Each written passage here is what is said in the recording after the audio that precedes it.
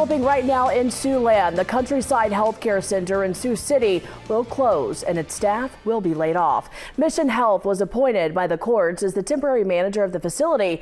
A company spokesperson confirmed to KTIV in a statement. KTIV's Matt Hoffman continues to follow the development since the layoffs were posted to a state website Wednesday. So Matt, of course, one of the big questions right now, what does this mean for residents?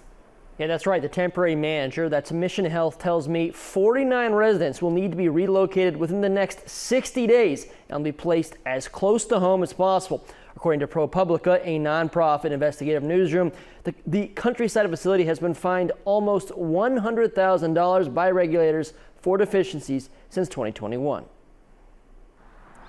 The Countryside Healthcare Center is now in the hands of a temporary manager, charged with winding down operations and finding homes for residents who will be displaced. According to the temporary manager, the facility decided to close voluntarily.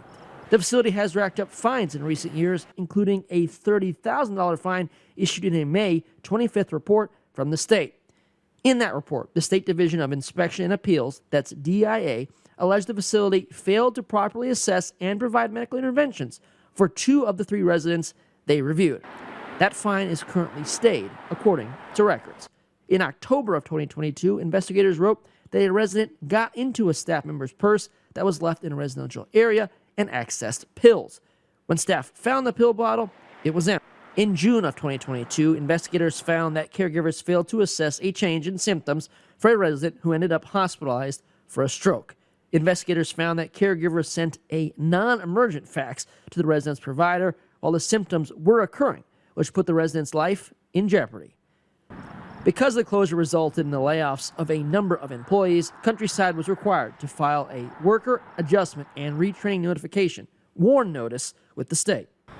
State records show the WARN notice was filed on July 5th, and it says 101 employees will be laid off effective 2 months later, September 5th, 2023.